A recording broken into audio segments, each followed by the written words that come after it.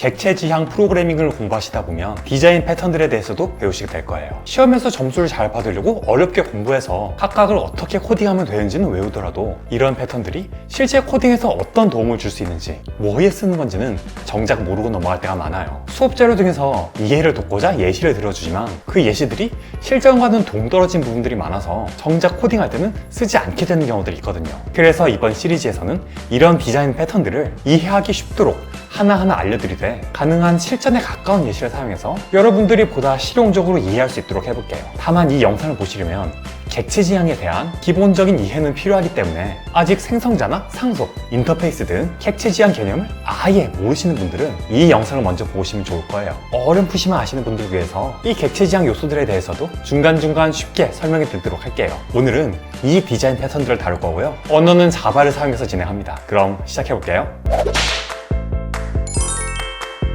간단하지만 중요하고 또 유용한 싱글턴 패턴부터 시작할게요. 여러분이 소프트웨어를 만들다 보면 어떤 클래스의 객체가 해당 프로세스 내에서 딱 하나만 만들어져 있어야 할 때가 있어요. 사용자가 여러분이 만든 앱을 사용하는데 세팅에서 다크모드를 설정해 놓으면 다른 페이지로 이동하더라도 이 다크모드가 그대로 유지되어 있어야겠죠. 어떤 페이지에 있든 이 세팅을 관리하는 객체는 반드시 같은 것을 사용해야 한다는 거예요. 이 객체가 하나만 만들어지도록 해야겠죠. 코드를 한번 살펴볼게요. 세팅이란 클래스에서 이처럼 다크모드 여부와 폰트 사이즈를 이처럼 설정하고 접근할 수 있게 되어 있어요. 안드로이드 프로그래밍을 해보신 분들은 알겠지만 페이지마다 이렇게 클래스를 만들죠. First 페이지에서 이 함수를 사용하면 세팅스 객체의 설정들을 변경하고 그 내용들을 출력해요. Second 페이지 클래스에도 세팅을 추적한 함수를 만들고 이처럼 메인에서 차례로 실행해보면 First 페이지에서 변경한 내용들이 Second 페이지에는 적용되지 않은 걸 볼 수 있죠. 이 settings와 이 settings는 이처럼 각각 새로 생성되어 넣어진 서로 다른 객체이기 때문이에요. 이 문제를 해결하기 위해서 싱글턴이 사용되는 거예요.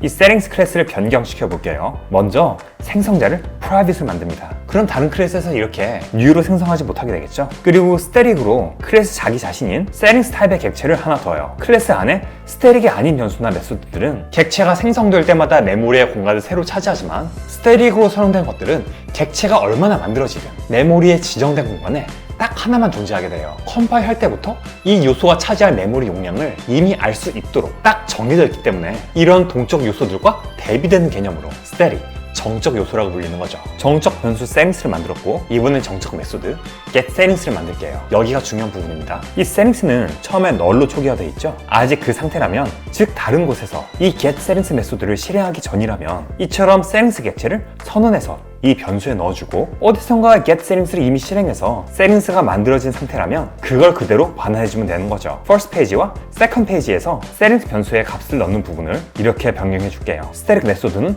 이미 메모리의 정적 공간에 자리를 차지하고 있는 상태이기 때문에 해당 객체를 new로 생성하지 않고도 이처럼 클래스에서 바로 불러낼 수 있어요. 자, 이제 다시 프로그램을 실행해보면 first 페이지에서 변경 세팅이 second 페이지에서 그대로 출력된 모습을 볼 수 있죠. first 페이지에서 이 정적 settings의 값을 넣었고 second 페이지는 이걸 그대로 가져다 쓰기 때문이에요. 기똥차죠? 이제 페이지를 몇 개를 만들든 세팅에 대한 걱정은 하지 않아도 될 거예요. 그냥 정적 변수들을 쓰지 왜 싱글턴을 쓸까 하고 궁금해 하시는 분들도 있을 텐데 인터페이스의 사용이나 레이지 로딩 등 싱글턴으로 할 수 있는 것들이 더 많기 때문이에요. 기본적인 싱글턴 코드를 보여드렸는데 이렇게만 작성하면 멀티스레드 환경 등에서 오류가 발생하는 소지들이 있어요. 그래서 싱글턴을 보다 안전하게 사용할 수 있는 방법들을 언어마다 검색해보시면 좋은 자료들을 찾을 수 있을 거예요.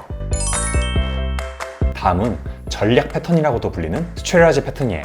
이런 검색 화면을 만든다고 가정해볼게요. 이 버튼들 중 하나를 눌러서 모드를 설정하고 선택된 모드에 따라서 이 검색 버튼을 눌렀을 때 실행되는 검색의 방식이 결정되도록 하는 거예요. 즉 프로그램 실행 중 모드가 바뀔 때마다 검색이 이루어지는 방식, 즉 전략이 수정된다는 거죠. 버튼들이 각각 이 메소드들을 실행한다고 가정하고 패턴 활용 없이 단순하게 짜볼게요. 우선 현재 어떤 모드가 선택되어 있는지 변수를 하나 만들어서 값을 넣어둬야겠죠. 이 버튼들이 눌릴 때마다 이 mod 변수에 이렇게 값이 들어가요. 그리고 이 검색 버튼이 눌려서 이 변수에 들어간 search 버튼 객체에 onClick 메소드가 실행되면 mod에 어떤 값이 들어있냐에 따라서 if 문으로 그에 해당하는 동작이 행해지는 거죠. 실제 코드들은 보통 이것보다 훨씬 길 거예요. 각각의 수정사항이 생기거나 새로운 기능들이 추가되거나 하면 이 search 버튼에 onClick 메소드를 그때그때 다시 수정해줘야겠죠. 이런 설계는 우아하지 않아요. 소프트웨어가 커지고 복잡해질수록 코드를 분석하고 관리하기 어려워질 거고 클래스마다 역할 지정을 뚜렷이 해서 모듈화된 소프트웨어를 구축해 나가는 객체 지향의 철학에도 어긋나죠. 전략 패턴은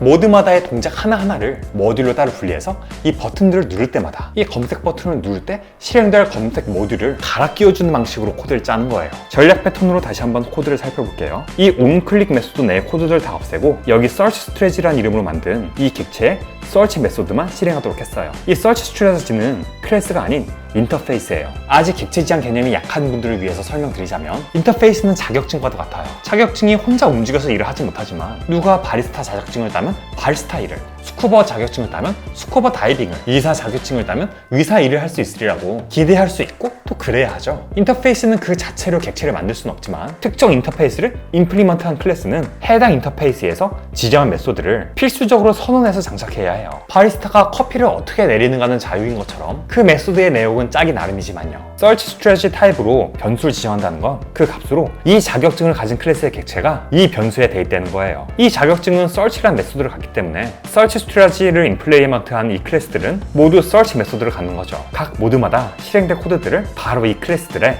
각각 작성하도록 할게요. search 버튼 클래스의 search strategy는 생성식 이처럼 전체 검색으로 초기화되어 있지만 이 세터를 이용해서 언제든 search strategy 인터페이스를 입은 다른 검색 전략으로 갈아 끼울 수 있는 거예요. 그럼 이 버튼들의 역할은 어떻게 될까요? 네, 이처럼 search 버튼 객체의 검색 전략을 각각의 것으로 갈아 끼워 넣는 거예요. 이제 이미지 검색의 방식이 변경되면 이 클래스를 찾아 내용을 수정하면 되고 영상 검색 등 새 검색 방식이 추가되면 search strategy를 임플리먼트한 새 클래스를 만들어서 여기다 연결해주면 되겠죠? 이처럼 옵션들마다의 행동들을 모듈화해서 독립적이고 상호 교체 가능하게 만드는 것이 strategy, 전략 패턴이에요. 스탯 패턴의 설계 구조는 스트레라지와 얼핏 비슷해요. 인터넷에서 검색하셔서 코드를 살펴보시면 이게 전략 패턴이랑 뭐가 다르지? 하는 생각이 들 수 있어요. 이 둘이 어떻게 다른지를 대략적으로 설명하자면 전략 패턴은 어떤 동일한 틀 안에 있는 특정 작업의 방식, 모드를 바꿔줄 때, 그리고 스테이트 패턴은 TV가 꺼져 있을 때 누르면 켜지고 켜진 상태에서 다시 누르면 꺼지는 버튼처럼 특정 상태마다 다르게 할 일, 나아가서 그 상태들 자체를 그 상태마다 실행 시 할 일과 함께 하나하나 모듈화해서 지정해둘 때 쓰이는 거죠. 앱 화면에 다크 모드 여부를 껐다 켰다 하는 스위치를 프로그래밍한 예제예요. 이 머드 스위치 클래스를 살펴볼게요. 스트레라지 패턴의 설치 버튼과 유사하죠? 여기에 설치 스트레라지가 있는 것처럼 여기는 머드 스테이트가 있고 온 클릭은 여기서 온 스위치로 바뀌었어요. 모드의 상태를 나타내는 머드 스테이트 인터페이스는 이를 토글, 즉 온, 오프로 바꿔주는 역할의 토글 메소드를 갖고 있죠. 이를 임플리먼트한 라이트 모드와 다크 모드 클래스들은 스트레라지 패턴의 모드 클래스들처럼 스위치를 눌렀을 때의 기능을 수행할 뿐 아니라 이 모드를 상태로 가지고 있는 스위치에 모드를 각각 반대 상태로 바꿔 넣어줘요. 즉 라이트 모드에서 스위치를 가동하면 다크 모드로, 다크 모드에서는 라이트 모드로 상태가 전환되는 거죠. 스트레라지 패턴이 지정된 특정 메소드가 모듈화된 모드에 따라 다르게 실행되도록 하는 거라면 이 스테이트 패턴은 그 메소드가 실행될 때 모두도 전환되도록 하는 것이라고 이해하셔도 좋아요. 그 모두의 전환이 예지처럼 여기서 진행될지 혹은 이 부분에서 이 부분으로 진행될지는 프로그램의 특성에 따라 판단하셔서 선택하시면 돼요. 커맨드 패턴도 어떤 예제들을 보면 스트레라지 패턴과 매우 유사해요. 근본적인 차이는 전략 패턴은 같은 일을 하되 그 알고리즘이나 방식이 갈아 끼워지는 거라면 커맨드 패턴은 그 하는 일 자체가 다른 거라고 생각하시면 문제 없을 거예요. 때문에 커맨드 패턴이 사용되는 모습은 보다 다양해요. 전략 패턴의 예제처럼 모드 변경에 따라 명령을 갈아 끼워 넣는 식으로 작성하기도 하고 위키피디아의 커맨드 패턴 항목에 나온 예제처럼 스위치를 올릴 때와 내릴 때 각각 다른 명령을 심어주는 식으로 짤 수도 있고 지금 보여드릴 예제처럼 여러 명령들을 목록으로 실어보내서 차례로 실행시킬 수도 있죠. 로봇이 할 일을 미리 순서대로 입력한 뒤 출발 버튼을 누르면 이를 차례차례 수행하는 학습용 장난감을 프로그래밍해 보기로 해요. 일단 로봇이라는 클래스를 살펴볼게요. 메소드로 로봇이 할 수 있는 일들, 주어진 칸 숫자만큼 전진하기, 주어진 좌우 방향대로 회전하기, 그리고 앞에 물건을 집어 올리기가 있어요. 이제 이 로봇에게 주어질 명령들을 살펴보죠. 많은 예제들에서 인터페이스는 사용하지만 우리 예제에서는 abstract class, 즉 추상 클래스를 사용해볼게요. 상속의 개념은 아시죠? 부모 클래스는 메소드라는 가업뿐 아니라 멤버 변수라는 유산도 물려주죠. 인터페이스보다 제한되는 점이라면 한 사람이 자격증을 몇 개든 딸 수 있지만 상속해줄 부모님은 여럿을 줄 수 없다는 거예요. abstract, 추상 클래스는 지병이 있어서 밖에 나다니지 못하고 집콕해 있는 부모예요. 스스로는 객체를 생산해서 활동하지 못하지만 대신 상속을 받은 자식 클래스들이 물려받은 유산과 가업을 그대로 또는 자기 방식대로 수정해서 그리고 자기만의 재산과 직업을 추구해서 활동을 하는 거죠. 이 커맨드라는 추상 클래스는 로봇이라는 유산이 있고 가업으로는 이 로봇의 값을 지정하는 set robot, 그리고 명령을 실행한다는 의미의 execute가 있어요. execute는 추상 메소드라 인터페이스의 메소드처럼 부모 클래스가 아닌 자식 클래스에서 구현되죠. 부모가 시키기만 했지 가르쳐주진 않은 거예요. 이 커맨드로부터 상속을 받은 새 자식 클래스들을 살펴볼까요? Move Forward 커맨드는 칸수를 의미하는 정수값 스페이스를 임자로 받아서 생성이 돼요. Execute를 하면 로봇으로 하여금 스페이스 값만큼 전진을 하도록 하죠. Turn 커맨드 클래스는 방향값과 함께 생성돼서 로봇에게 해당 방향대로 전환을 일시키고 Picker 커맨드는 필요로 하는 변수 없이 로봇이 이 앞에 물건을 집어 올리도록 하죠. 이 세 클래스들을 사용해서 로봇에게 내릴 명령을 객체로 저장할 수 있겠죠. 이것들을 총괄할 로봇킷이란 클래스예요. 기본 변수값으로 로봇의 객체를 갖고 커맨드를 상속한 클래스의 객체들을 담을 어레이 리스트인 커맨드를 뒀어요. 거기에 명령을 추구하는 add 메소드가 있고 명령들을 다 집어넣은 다음 스타트를 실행하면 차례로 그 명령들의 키트의 로봇을 할당하고 각각 execute를 실행하게 되죠. 자, 이렇게 명령들을 키트에 추가하고 나서 스타트 메소드를 실행하면 이처럼 리스트에 들어간 명령들이 순서대로 실행되는 모습을 볼 수 있죠. 이 커맨드 패턴을 잘 응용하면 각종 생산성 툴처럼 여러 작업들을 수행한 뒤 뒤로 가기나 앞으로 가기를 구현하는 등 다양한 방식으로 활용될 수 있을 거예요. 우리나라와 다른 콘센트나 전압을 쓰는 외국에 가면 이런 어댑터를 가져와서 사용하죠. 어댑터란 것, 형식이 다른 둘 사이에 연결돼서 이 둘이 호환될 수 있도록 해준 도구예요. 객체 지향 프로그래밍에서 어댑터는 보통 인터페이스가 서로 다른 객체들이 같은 형식 아래 작동할 수 있도록 하는 역할을 해요. 인터페이스는 자격증 같은 거라고 했죠. 양식 자격증을 가진 요리사는 요리를 하고 파티시에 자격증을 가진 파티시에는 제과를 한다고 쳐요. 요리사들이 일하는 큰 식당에서 디저트 메뉴를 제공하기 위해 파티시에를 고용했어요. 매니저는 바쁜 와중에 누구한테는 요리해라, 누구한테는 제거해라 구분해서 말할 정신이 없어요. 그래서 파티시에게 어댑터를 달아주는 거예요. 파티시님은 앞으로 제가 요리해주세요 하면은 제과를 해주시면 됩니다 하고 말이죠. 이제 매니저는 누구에게든 요리를 시키면 되는 거죠. 어떤 걸 하게 될지 감이 잡히시나요? 스토리지 패턴에 검색 버튼 예제를 다시 볼게요. 사이트가 다른 서비스와 연결되면서 동영상을 검색하는 옵션도 가져오게 됐어요. 그런데 이 검색 방식은 다른 회사에서 짠 거라서 우리가 쓰던 것과는 인터페이스가 다릅니다. 인터페이스 이름뿐 아니라 메소드명도 다르고 메소드의 형식도 달라서 글로벌로 검색할지 여부를 불리언으로 넣어줘야 해요. 때문에 이 서치 버튼에서 사용할 수 있는 검색 방식으로 끼워 넣어지는 건 불가능한 형태죠. 그렇다고 이 Find 알고리즘 인터페이스에 맞춰서 서치 버튼 클래스를 수정하거나 새로 만드는 것도 효율적인 방법은 아닐 거예요. 바로 이때 어댑터가 등장하는 거예요. Find 알고리즘 인터페이스에 어댑터를 끼워서 Search 스트레이지들과 함께 사용될 수 있도록 해보죠. Search Find 어댑터라는 클래스를 만들어요. 이걸 적용할 거니까 Search 스트래티지로서 작동하겠죠. 멤버 변수로 Find 알고리즘의 객체가 생성자를 통해 넣어지게 돼요. 그리고 Search 메소드를 실행하면 이 Find 알고리즘의 객체에 Find를 실행하면서 항상 글로벌로 검색하도록 값도 넣어줘요. 내가 Search라고 말하면 너는 Find True로 알아들으면 돼 하고 알려주는 거예요. Set Mode Movie에서 사용된 모습을 볼까요? 이처럼 어댑터 안에 Find 알고리즘의 객체를 넣어서 Search Strategy 형태로 끼워주도록 하는 걸 볼 수 있죠. 실행해보면 이처럼 좋아, 자연스러웠어 하고 문제없이 작동하는 걸 볼 수 있어요. 커맨드 패턴의 로봇 예제도 적용해볼까요? 같은 로봇인데 다른 로봇킷을 사용하는 한 사용자가 로봇이 뒤로 돌아서 이동하게 하는 명령을 자동화 명령으로 만들어 공유했어요. 그런데 보시다시피 이 명령은 형식이 다르죠. 커맨드란 추상 클래스에서 상속받은 게 아니라 order라는 인터페이스를 적용한 클래스고 로봇을 내부 변수로 가는 게 아니라 run이라는 명령어에 임자로 넣어줘요. 때문에 이 상태로는 우리의 로봇 키트에서는 이 명령 셋이 호환되지 않아요. 뭘 해야 할지 알겠죠? 어댑터를 만듭시다. 멤버 변수 order 객체를 생성자로 받아와요. 그리고 이 execute 명령을 받으면 order 객체에 넣으래 상속받은 내부 변수인 로봇을 넣어 실행하도록 하는 거죠. 내가 execute 하면 갖고 있는 로봇 가지고 run 하면 돼 하고 말해주는 겁니다. 이렇게 어댑터에 끼워서 명령 리스트에 넣어주면 보시다시피 기똥차게 작동을 하죠. 알겠나요?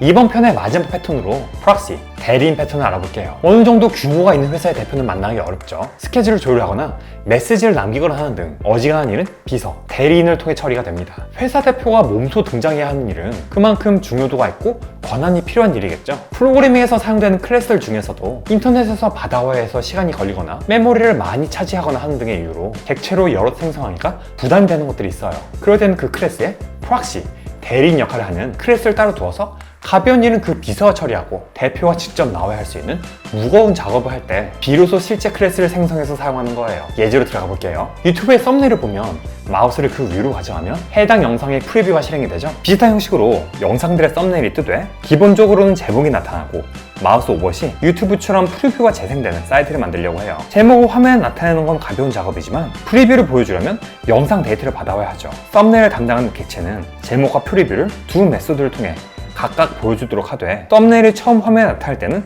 일단 제목만 보여줄 수 있는 프록시로 생성되게 하고 프리뷰를 보여주는 무거운 작업은 실제 클래스가 담당하도록 해서 프록시 객체로 생성된 썸네일에 컷을 올릴 때 실제 클래스가 호출돼서 프리뷰를 보여주게 할 거예요. 일단 썸네일은 인터페이스를 둡니다. 그리고 제목을 보여주는 메소드와 프리뷰를 생성하는 메소드를 모두 둬요. 실제 클래스인 리얼 썸네일 클래스와 대리인 클래스인 프록시 썸네일 클래스 모두 이 인터페이스를 적용합니다. 리얼 썸네일 클래스는 생성 과정에서 영상을 받아오는 시간이 걸리는 작업을 수행합니다. 실제 영상 데이터를 받아와 갖고 있기 때문에 제목을 보여주는 쇼 타이틀뿐만 아니라 프리뷰를 재생하는 쇼 프리뷰 메소드도 실제로 실행할 수가 있죠. 프록시 썸네일은 영상을 받아오지 않기 때문에 생성하는 데 시간이 걸리지도 않고 객체도 가벼워요. 그리고 같은 인터페이스를 적용했기 때문에 쇼 프리뷰 메소드도 갖고는 있어요. 하지만 이걸 직접 실행하지는 않습니다. 여기에 멤버 변수, 리얼 썸네일이 보이시죠? 프록시 썸네일이 생성될 때에는 일단 값이 지정되지 않고 널인 상태예요. 쇼 타이틀 같은 가벼운 작업은 프록시가 스스로 합니다. 그런데 영상 데이터를 필요로 하는 쇼 프리뷰는 프록시의 능력을 벗어난 일이죠. 그때 실제 썸네일인